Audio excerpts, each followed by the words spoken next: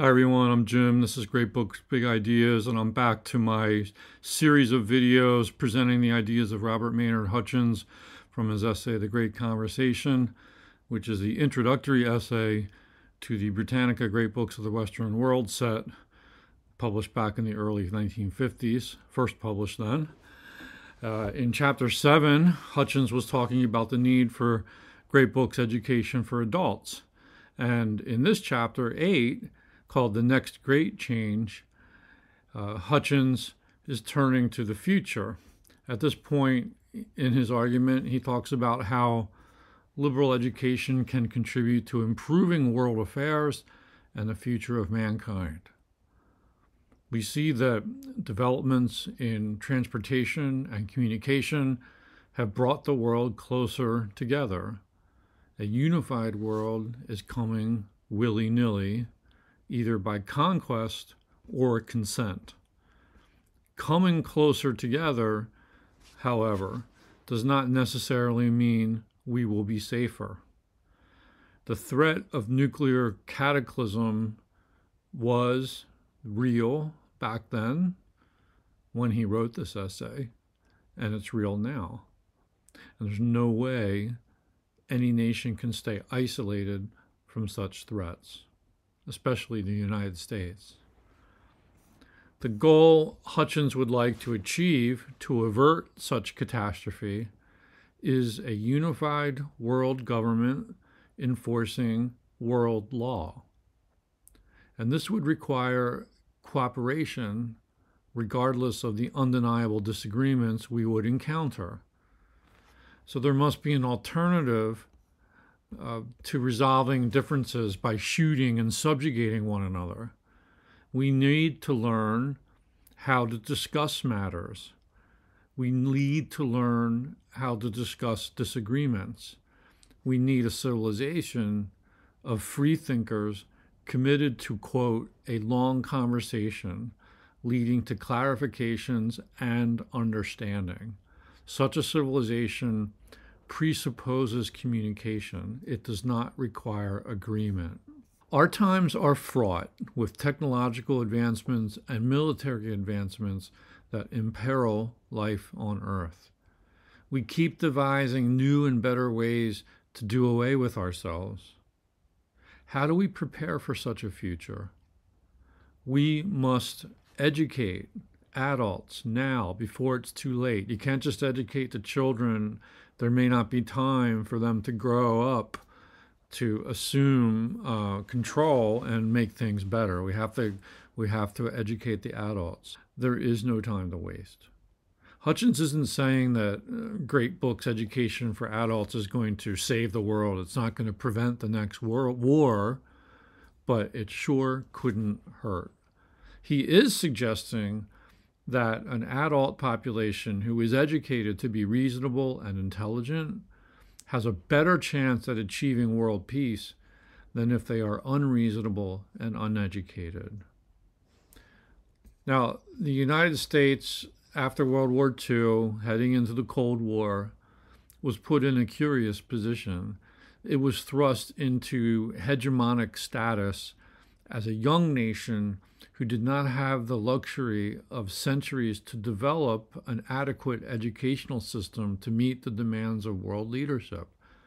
We are too new at this game. We are too immature. Now, this inexperience puts the world in peril. Although we are not a malevolent people, the risk that our ignorance might lead to troubles, blunders, hysterical reactions is high. But if we could get serious about liberal education now, we could help to avert those missteps. The Great Conversation, as Hutchins proposes it, symbolizes and promotes the civilization of the dialogue, the only civilization that's worthy of a free people. The conversation can foster a community of free minds, free thinkers. It can contribute to building strength of character, self-understanding, and devotion to nobler ideals. And I think he means this at an individual level, but also at a cultural national level. But our current educational system, which privileges vocationalism, scientism, and specialism, is only good at realizing economic ends, a good job, a healthy economy. It is a system that fosters competition. It emphasizes what divides us more than what unites us. For all his criticism of this educational system, and he's been beating the horse all essay long, Hutchins here does suggest that we can retain that kind of educational system so long as we merge it with a system of liberal education. They are not mutually exclusive aims. We can have it both ways, is what he's saying. And as he moves towards the conclusion of this chapter, Hutchins suggests that the noble ends of world peace and world community and world law can be advanced if we learn to talk to one another. And the best ways to promote understanding between people and nations and cultures is communication. Communication of what? Communication of intellectual ideas and art or culture. And this great book set is a means of understanding Western culture. It permits us to understand ourselves and for others to understand us. He then cites Scott Buchanan, who was also in on the Great Books movement with Hutchins, and he cites Scott Buchanan's idea of a world republic of learning. And let's see how he glosses these ideas in this chapter. He says, any republic maintains its justice, peace, freedom, and order by the exercise of intelligence. Every assent on the part of the governed is a product of learning. A republic is a common educational life in process. So Montesquieu said that as the principle of an aristocracy was honor, and the principle of a tyranny was fear, the principle of a democracy was education. Thomas Jefferson took him seriously. Now we discover that a little learning is a dangerous thing. We see now that we need more learning, more real learning for everybody. The republic of learning is that republic toward which all mere political republics gravitate, and which they must serve if they are to be true to themselves. No one saw this before yesterday, and we only today are able to begin to measure what we should do about it tomorrow. The immediate inference from this insight is a utopia for today, the extension of universal education to every man and woman from childhood to the grave. It is time to take education away from scholars and school teachers and to open the gates of the Republic of Learning to those who can and will make it responsible to humanity.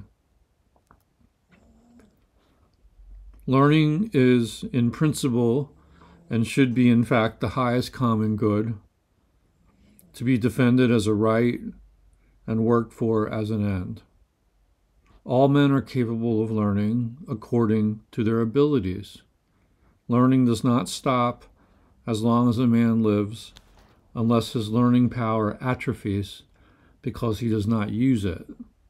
Political freedom cannot last without provision for the free, unlimited acquisition of knowledge.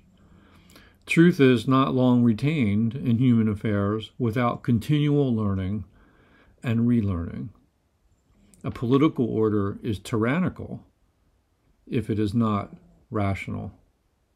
If we aim at a world republic of law and justice, we must recover and revive the great tradition of liberal human thought. Rethink our knowledge in its light and shadow, and set up the devices of learning by which everybody can, perhaps for the first time, become a citizen of the world. The kind of understanding that comes through belonging to the World Republic of Learning is the kind that constitutes the world community, the World Republic of Law and justice is nothing but the political expression of the World Republic of Learning and the world community. It sounds utopian, does it not? And it's certainly an ambitious idea. And I think a lot about the fact that this essay was written 70 plus years ago. And in that intervening 70 plus years, have we followed the path that Hutchins and Scott Buchanan have proposed? I would say hardly. American power has not appreciably advanced the cause of liberal education to any extent that I can detect. And if we were back in Hutchins's day and we looked into the future, we would then see what has since happened, that we did blunder our way, made a lot of missteps into wars in Vietnam and Iraq and Afghanistan and so on. We seemed incapable of true self-understanding and have been all too often unwilling to exchange in cultural dialogue. I'll leave it to you to draw your own political conclusions about that. I wish we had lived in Hutchins's future, not our own. At least we haven't obliterated ourselves in nuclear war yet. There are any number of reasons why we didn't realize a republic of learning. Perhaps you might want to discuss them in the comments section. And maybe it's not too late to revive the great conversation. In his next chapter, Hutchins will look at the cultural divide between East and West and why no great books of the East made it into the Britannica great books. Should make for a good discussion fodder. Until then, you can get caught up on previous chapter discussions in the Great Conversation playlist at this channel. I hope you liked the video. Become a subscriber. It helps to build the channel's reach. I do appreciate you watching. Thanks so much, and I hope to see you soon.